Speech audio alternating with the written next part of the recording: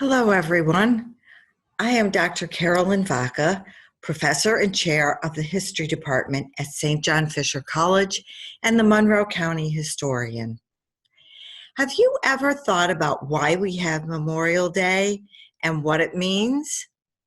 Known as Decoration Day, it originated in the years following the Civil War and became an official federal holiday in 1971.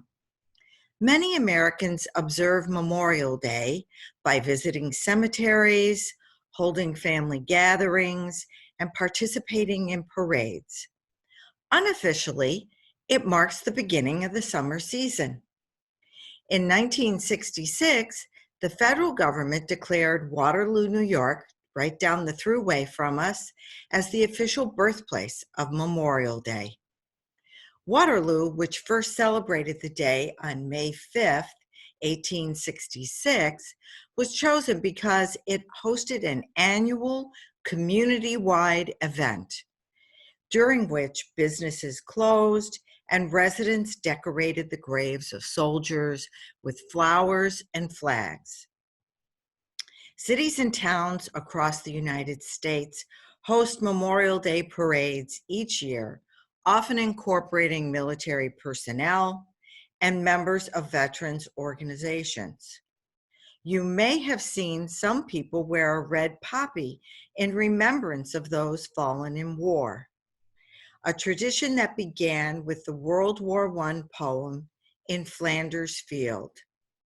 Lieutenant John McCrae, a Canadian who served as a brigade surgeon for an Allied artillery unit, spotted a cluster of poppies in the spring shortly after the Second Battle of Ypres.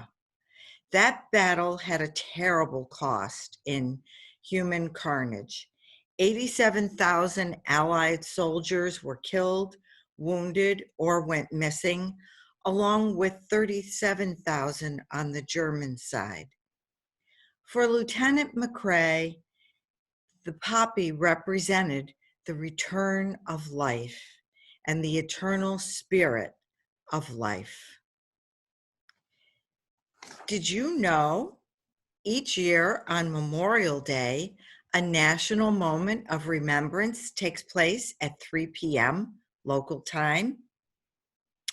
Unfortunately, this year we cannot celebrate with big parades and picnics, but we can look around our community to see how others have honored the military who have lost their lives.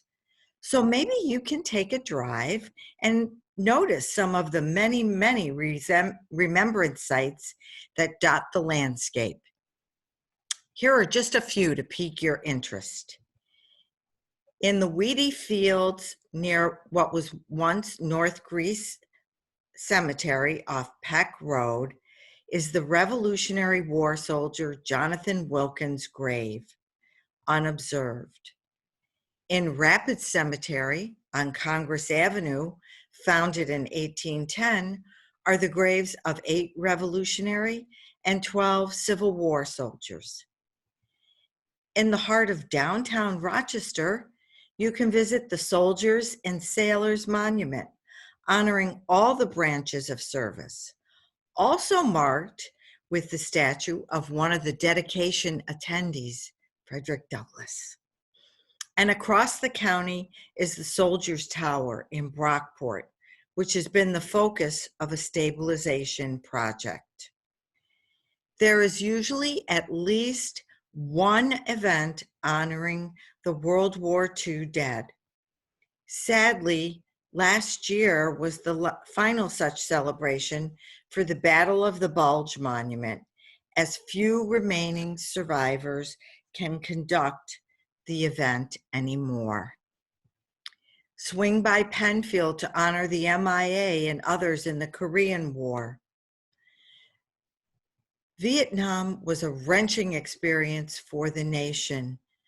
There are powerful monuments to mark the service and loss in that war. Highland Park's memorial is especially moving. St. John Fisher College also has a memorial. Ours is to its alumnus, Thomas Urban Way, who made the ultimate sacrifice in the Vietnam War. Way was killed by small arms fire on October 9th, 1967. His monument recalls his joy in teaching the young Vietnamese children to play soccer, a sport he played in college at Fisher. This Memorial Day, Monroe County is going to break ground on a new War on Terror memorial. It will be located at Highland Park, adjacent to the existing Vietnam Memorial. On Monday, you can tune in and watch the virtual groundbreaking ceremony. Finally, do you recognize this unusual bird?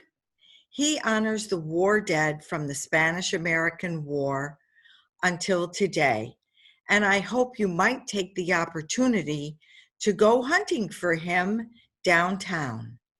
Remember, birds like to rest near water. Whatever your plans for Memorial Day weekend, please remember to stay safe. Thank you.